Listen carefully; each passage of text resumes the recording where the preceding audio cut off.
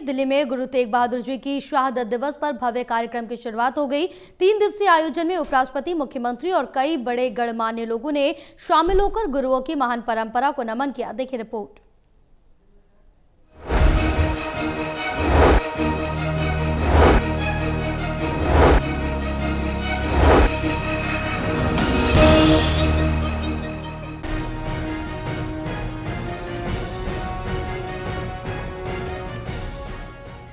राजधानी दिल्ली में गुरु तेग बहादुर जी की शहादत दिवस को समर्पित 3 दिवसीय कार्यक्रम जारी है, जिसके तहत उपराष्ट्रपति दिल्ली स्थित गुरुद्वारा रकाबगंज पहुंचे, जहां उन्होंने माथा टेका। इस दौरान दिल्ली के मुख्यमंत्री भी मौजूद रही। उपराष्ट्रपति ने कहा कि गुरु साहब की शहादत का इतिहास आने वाली पीढ़ियों तक पहुँचाना बेहद जरूरी है और ऐसी और किताबों की आवश्यकता है जो गुरुओं की महान बलिदान गाथा को विस्तार से बताए। दिल्ली सरकार माननीय रेखा गुप्ता जी मुख्यमंत्री जी द्वारा दिल्ली के अंदर 3 दिवसीय गुरु तेग बहादुर जी की 350 साला शहादत को लेकर प्रोग्राम चल रहे हैं। उसी कड़ी में आज उपराष्ट्रपति जी गुरुद्वारा रकाबगंज साहब मत्था टेकने के लिए पहुंचे।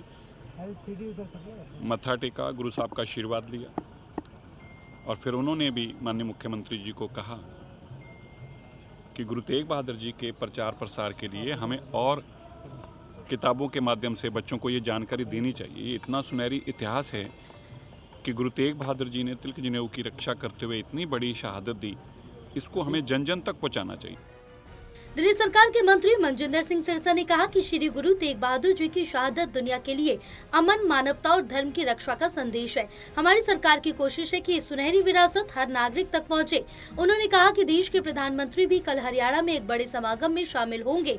उधर दिल्ली के लाल किले में लाइट एंड साउंड शो के जरिए श्री गुरु तेग बहादुर जी की शहादत और जीवन पर आधारित विशेष प्रस्तुति लोगों को दिखाई जा रही है। ये एक अद्भुत नज़ारा है। मैं मानता हूँ कि गुरु साहब की कृपा से गुरु ने ही बनाया नज़ारा है, वरना लाल किले की प्राचीर के ऊपर जहाँ से कभी औरंगज़ेब ने और अन्य मुग़ल राजाओं ने सिखों के सिर का मोल डाला हो, सिर उतारने के लिए पैसा दिया जाता, उसका मूल डाल दिया जाता हो, वही उसी लाल किले के ऊपर गुरु तेग बहादुर जी की उपमा और वड्याई की उसके फसाड के ऊपर लाइट एंड साउंड शो चले। ये एक गुरु साहब की कृपा हुई है। सरकार अपनी तरफ से हर प्रयत्न कर रही है। बहरहाल लोगों में जागरूकता बढ़ाने के मकसद से दिल्ली सरकार ने 25 नवंबर को सार्वजनिक अवकाश घोषित किया है, जिसे एक बड़े फैसले के रूप में देखा जा रहा है।